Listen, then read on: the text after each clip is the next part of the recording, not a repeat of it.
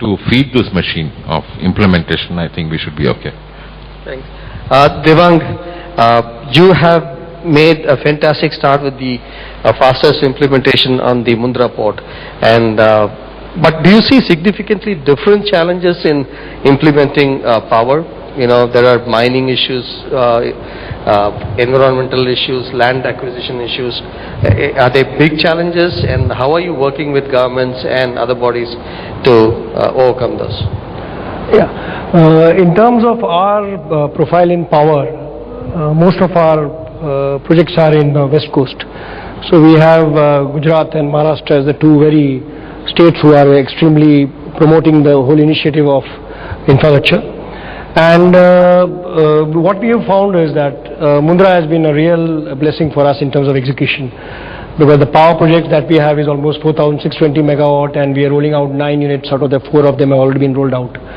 So in terms of land, in terms of very clear other facilities that are there, were totally supportive and available, because the environmental clearance totally done there too. In terms of the coal, Mundra has the dependence on the coal linkages, and also we have our Indonesian mine. So that has been a combination of both, and the Indonesian mine is fully operational. We have almost about 1,200 people working there. So that's worked out quite well. In terms of the other initiatives that we have in Maharashtra, we had some issues on the mine that were given to us earlier, but they have been worked out. We got linkages and we got tapering linkages also. So we feel that the government is supportive in terms of the structure, and with the right amount of initiative that we have, we feel that we will be able to execute them in time. Ram, you also spoke about financing as not being an issue as far as you're concerned, because maybe of the IL&FS parentage. But Subba, let me ask you this question. You're a global player, you have global assets both in power and in airports, and also the government clearly allows foreign debt raising for infrastructure assets in India. Given that the global debt scenario and the interest rate scenario is very, very benign, are you seeing opportunities or seeing challenges in raising global debt? Yeah, let me just say this, even capital is part of the execution. It's not independent of the execution. So to execute the project, first you have to procure the capital.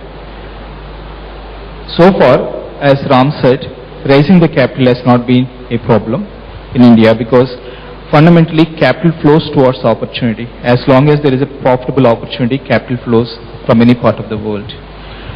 Specifically, if you are asking whether it's possible to raise the capital, it's prudent to raise the capital from abroad. Equity capital we have been receiving only from outside the country. But debt capital, the challenge is your revenues are in rupees.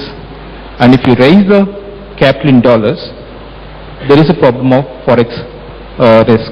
How do you mitigate this risk?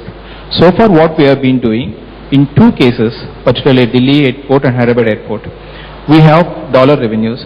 To the extent that dollar revenues can support a ECB loan, we have been going for this loan. Otherwise, if you borrow an ECB loan and implement the projects, so the challenge is you have to meet the cost of hedging, and with the cost of the hedging, so the dollar loans are not cheaper here. Okay, but Ram, the question is that banks have been giving this, approvals, but is the disbursements happening on time, or do you face issues in terms of disbursements? Talk both about yourself as well as generally for the industry. Like I said, there is a challenge in every portion when you're implementing infrastructure, and a classic example is when interest rates were at 9% and we all borrowed at 9%, supposedly on a contract which is fixed rate. The moment inflation started going up and the banks, the borrowing rates started, or the lending rates went up to 11, 12, they started,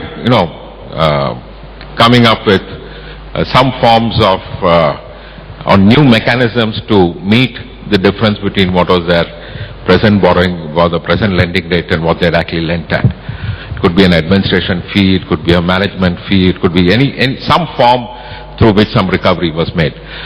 Now that's a risk that we always run, and I don't see that changing till we get a different set of players to finance infrastructure. It could be PFs, it could be insurance, it could be any other forms of long-term players who will come in and actually finance so that they don't have to look at their ALCO and what is their cost of borrowing on a day-to-day or a quarter-to-quarter basis. So I think till that happens, we will have to live with some form of negotiation on contracts with banks till we actually repay all of them.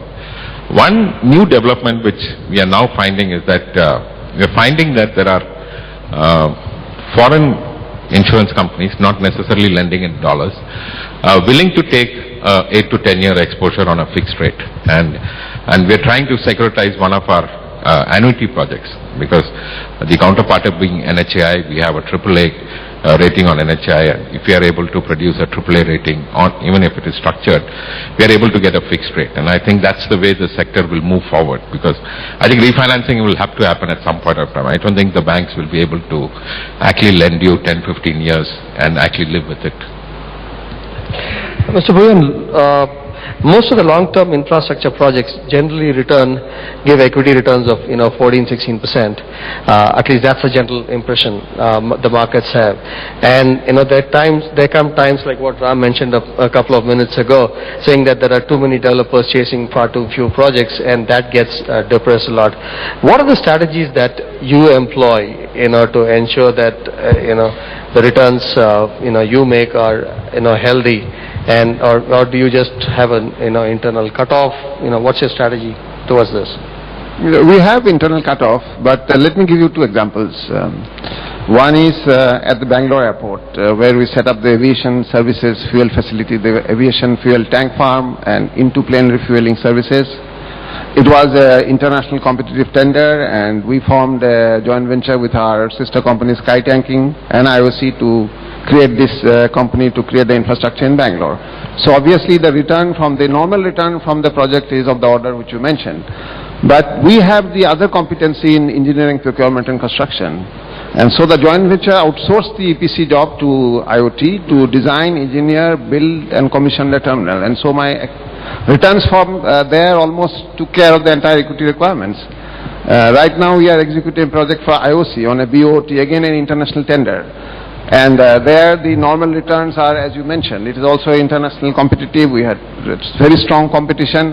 But then again, in a contract like that, the EPC, the mechanical, electrical and instrumentation part of the job is again being done by IoT, EPC group. And where the returns are always of the order of 10% or more. So out of a 2,000 crore contract, you get that much of return. So obviously, this adds on to the normal return on the investment which you make. And in Paradip also we are doing a separate contract IoT for the operation. So we are utilizing our competencies and combining the revenue streams from all the three streams, and thereby improving the return. Having said that, in the EPC space, when you have good design engineering competency, then that's where the brains of EPC remains, and you optimize the designs and you do the procurement globally with your networking across the world and with good relationship with vendors, then you minimize the cost. And the faster you can commission the facility, obviously the returns come faster and your interest cost during construction gets minimized. So these are some of the ways which you can deploy by developing competencies to get returns much more than what would be normally possible. Thanks.